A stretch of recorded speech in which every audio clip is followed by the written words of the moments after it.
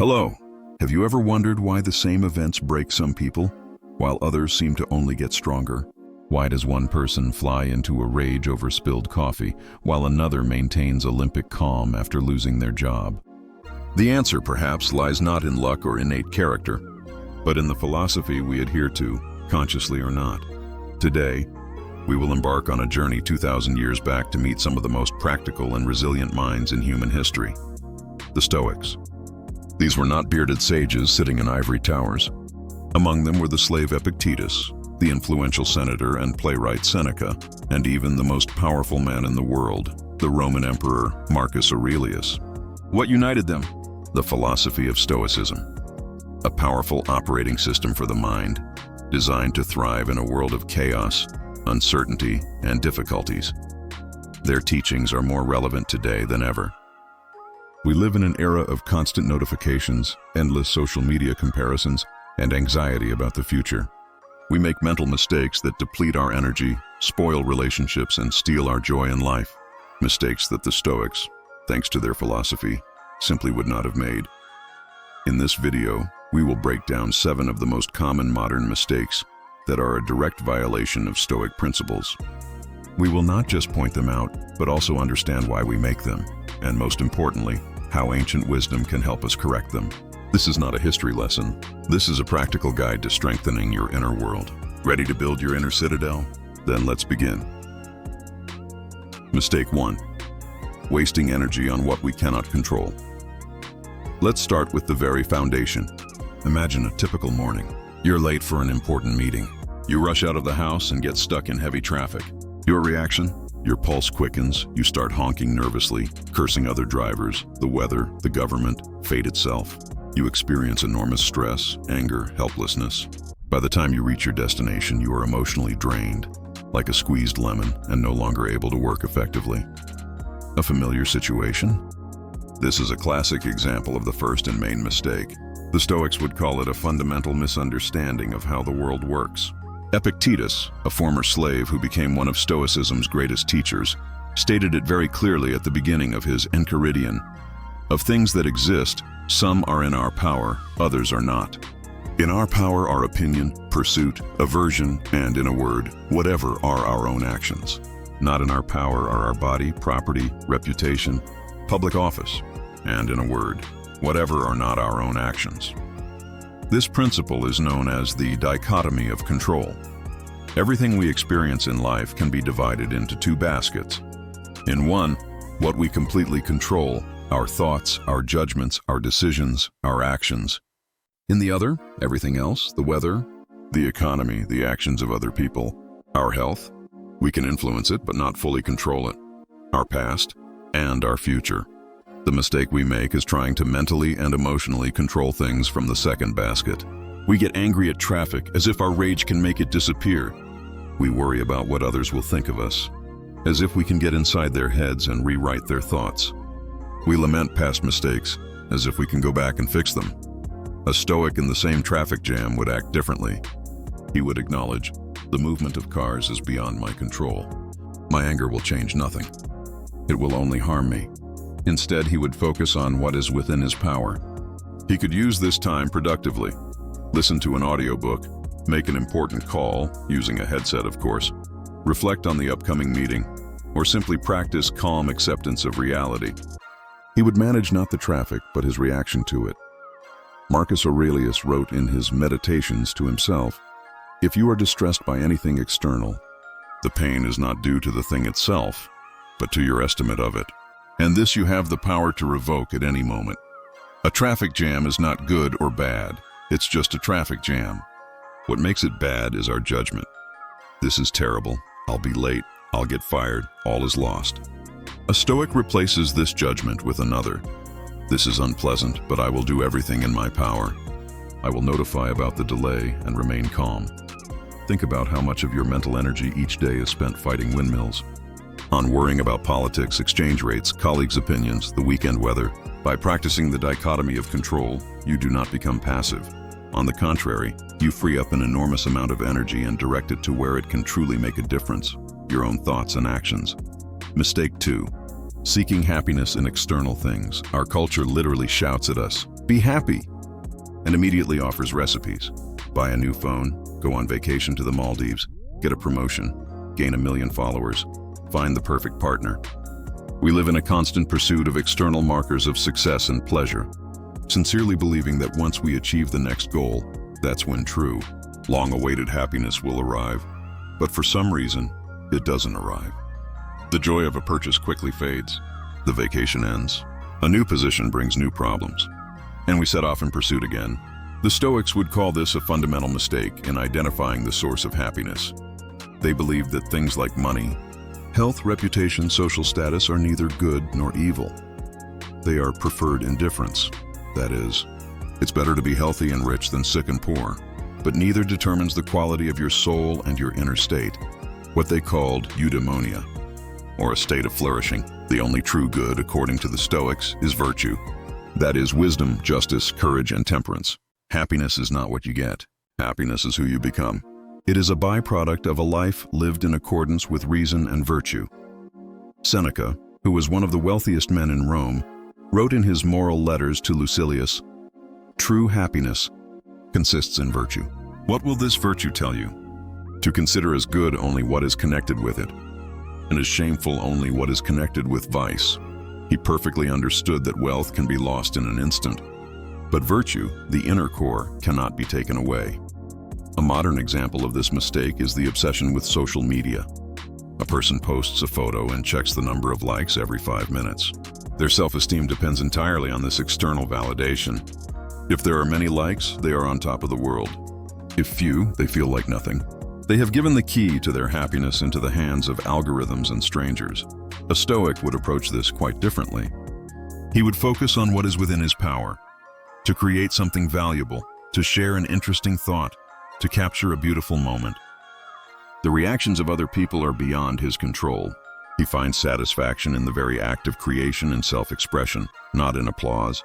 If his work resonates, good. If not, he still fulfilled his task and remained true to himself. Stop telling yourself, "I will be happy when I lose weight, when I buy an apartment, when I get promoted." This formula is a trap.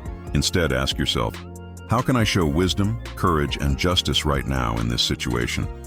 Happiness is not in the destination. It is in how you walk the path. It is in the quality of your thoughts and actions here and now. This is the only source of happiness that no one and nothing can take away from you. Mistake 3, allowing emotions to control you. A burst of anger that destroys relationships. Panic fear that prevents one from seizing an opportunity. All-consuming envy that poisons the joy of one's own achievements. We often consider emotions to be something spontaneous, uncontrollable, like a hurricane that simply sweeps over us. We say, "I couldn't help it. Emotions got the better of me." The Stoics would strongly disagree with this. For them, emotions, especially strong and destructive ones, they called them passions, are not external forces. They are the result of our judgments, anger, fear, envy. These are not things that happen to us. They are things that we do inside our own heads. Let's break it down using the example of anger. Seneca dedicated an entire essay to it, on anger, calling it a brief madness. Imagine someone cuts you off on the road. What happens next? Step 1, initial impression. You see a car abruptly change lanes in front of you. This is simply a fact. Step 2, involuntary reaction. Your body reacts, your heart pounds, adrenaline is released into your bloodstream. The Stoics called this a proto-emotion. This isn't anger yet. It's just a physiological reflex. Step 3, judgment. And this is where the most important thing happens. Your mind delivers a verdict. This person showed me disrespect. He put my life in danger. He's a scoundrel and should be punished. Step 4, assent. You completely agree with this judgment. And at this moment, the reflex turns into full-fledged conscious anger. You start honking, shouting, pursuing the offender. Passion has overcome you. The mistake occurs at steps 3 and 4. A Stoic teaches us to pause between reflex and reaction. At this moment, we have a choice. We can challenge the automatic judgment instead of, "He showed disrespect." Ask yourself, what if he's rushing to the hospital? What if he's just an inexperienced driver and made a mistake? Even if he truly acted foolishly, is my peace of mind worth his mistake? Marcus Aurelius constantly reminded himself, choose not to be harmed, and you won't feel harmed. Don't feel harmed, and you haven't been. Offense is our internal choice, not an external event. This doesn't mean that the Stoics were unfeeling robots. They experienced the full spectrum of human emotions, but they did not allow destructive emotions based on false judgments to control their lives. They strived for a state of apatheia, which in their understanding meant not indifference, but freedom from irrational passions. They cultivated positive emotions within themselves, such as joy, benevolence, and tranquility, which are based on rational judgments. Next time you feel a wave of anger or fear rising, try to make this Stoic pause. Ask yourself, what judgment caused this emotion? Is this judgment true and useful? You'll be surprised how often a simple question can disarm the strongest passion and return control over your own mind to you. Mistake 4. Forgetting your own mortality and wasting time. The modern world is obsessed with youth, health, and the idea of an infinite future. We plan decades ahead, postpone important tasks and conversations for later, living as if we have eternity in reserve. Death is a topic we carefully avoid, considering it gloomy and depressing. The Stoics viewed this quite differently. For them, the reminder of death, memento mori, remember death, was not a source of fear, but a powerful tool for a meaningful life. They were not pessimists. They were realists who understood that time is our most valuable and non-renewable resource. Marcus Aurelius wrote in his diary, addressing himself, "You could leave life right now. Let that determine what you do, say, and think." Imagine living each day with this thought. Would you spend hours aimlessly scrolling feeds? Get involved in petty arguments? Postpone calling your parents? Be afraid to start a project you've long dreamed of? The awareness of life's finitude acts as a filter. It sifts out everything inessential and leaves only what truly matters. Our relationships, our contribution to the world, the development of our character. It's not about living in fear. It's about living with a sense of urgency and gratitude for every day we are given. Seneca, in his treatise on the shortness of life, sharply criticizes people who complain about life being short while squandering it on trifles. He says, "It is not that we have a short time to live, but that we waste much of it. We give our time to the pursuit of wealth that we won't take with us, to fame that will be forgotten, to meaningless entertainments that don't make us better." A Stoic, however, sees each day as a gift. He doesn't postpone life for later. He lives here and now. This doesn't mean he doesn't make plans, but he understands that the future is not guaranteed. The main thing is how he lives today. A modern example of this mistake is the deferred life syndrome.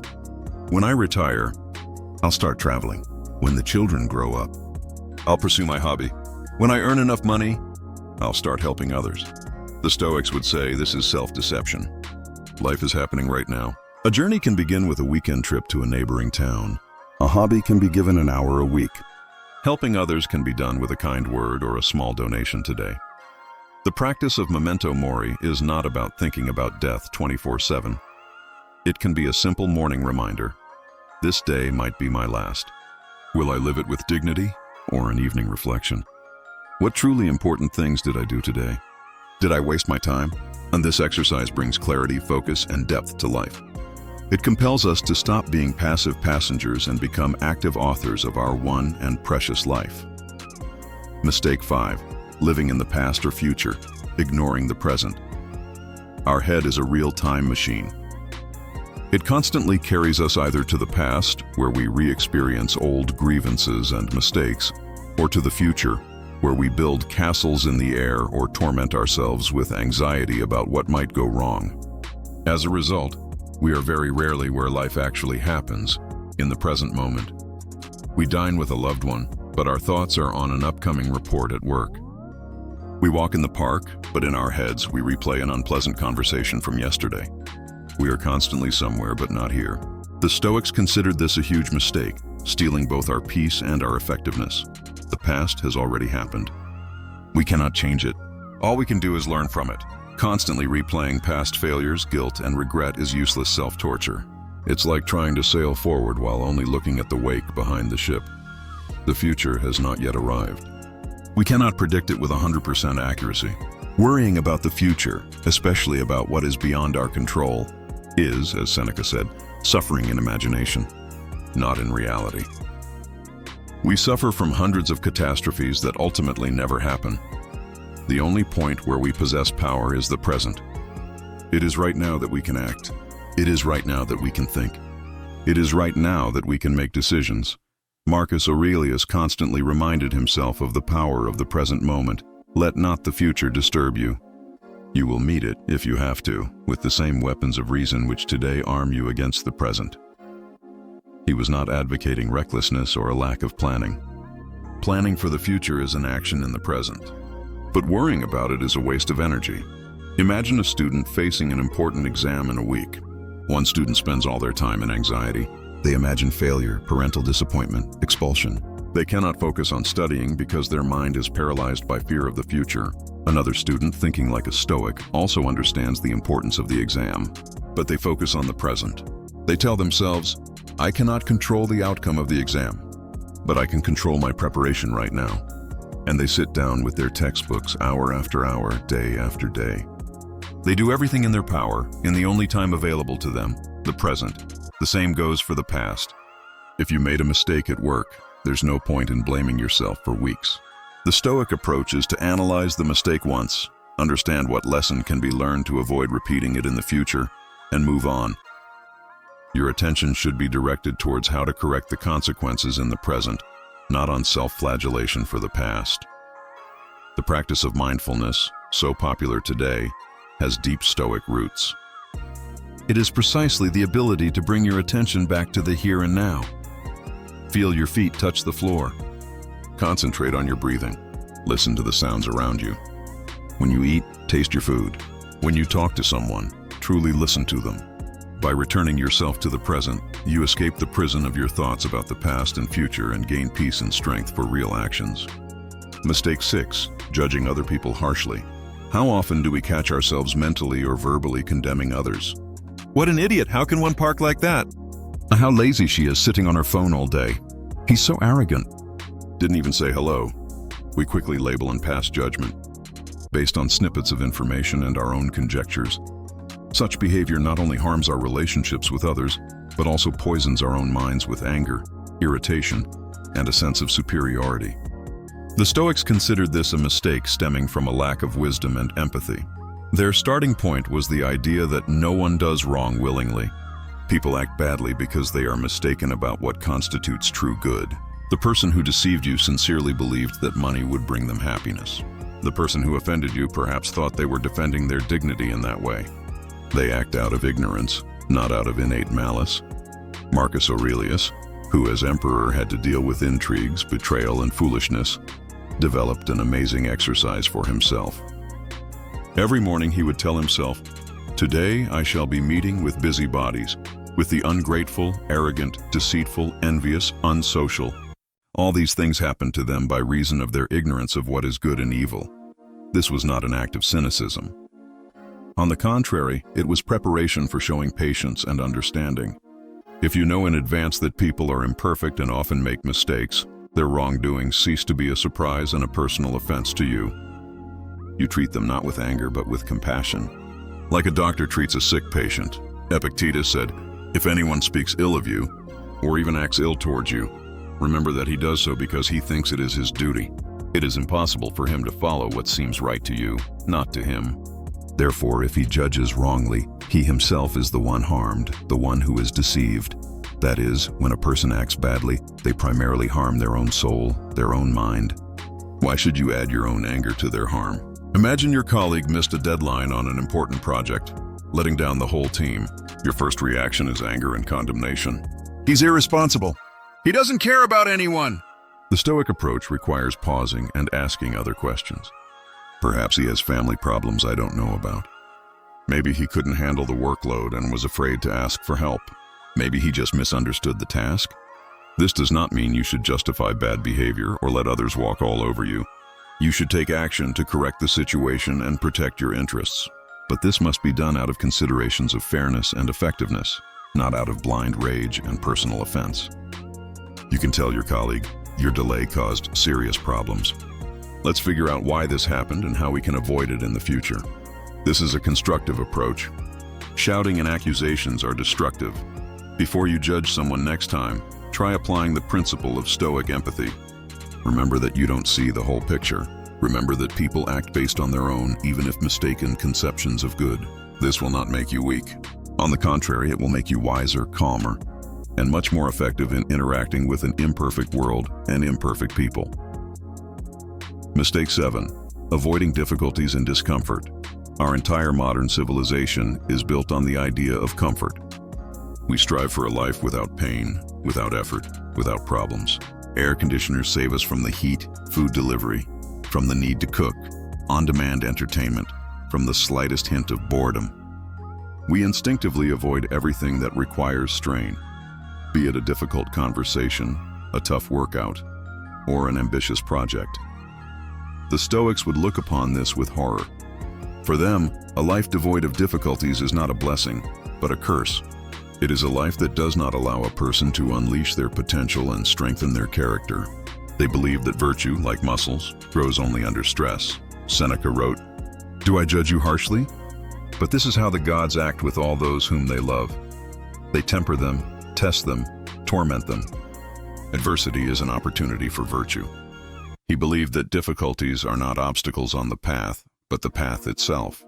Every problem is a training ground for a specific virtue. Unjust criticism, a trainer for patience.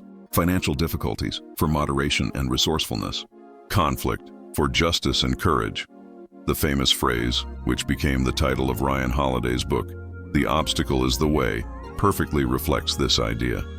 What seems like a problem to us is actually an opportunity for growth. The Stoics didn't just wait for life to throw difficulties at them. They actively sought them out. This practice was called premeditatio malorum, premeditation of evils, and voluntary discomfort. Seneca recommended living for a few days each month, as if you had already lost all your possessions. Eating the simplest food, wearing old clothes, sleeping on a hard floor. The purpose of this was twofold. First, it was an inoculation against the fear of loss. When you experience firsthand that you can survive and even maintain dignity in the most constrained circumstances, you stop panicking about poverty. Second, it helps you truly appreciate what you have in everyday life.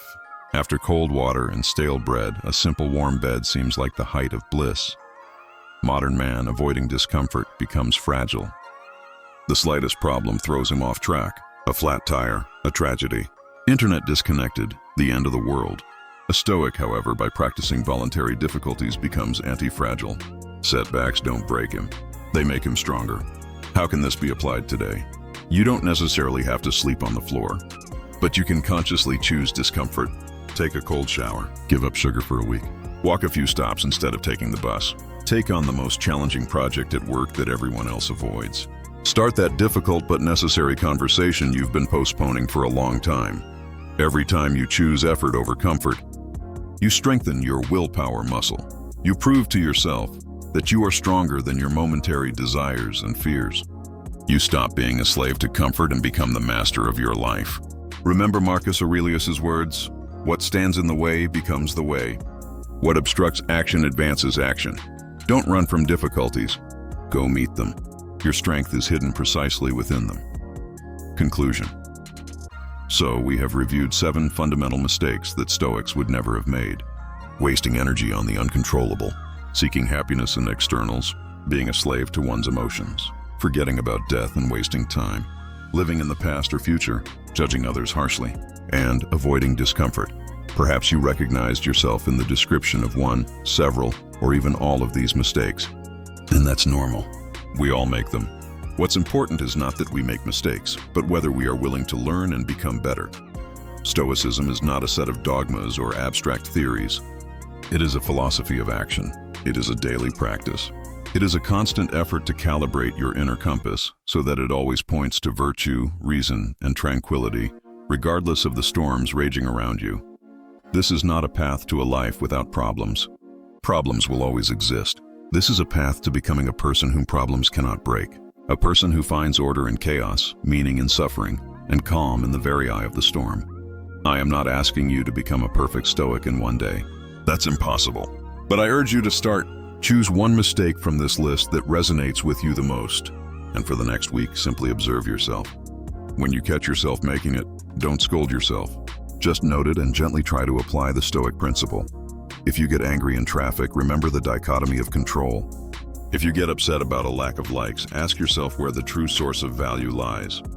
If you feel anger rising, pause and examine your judgment.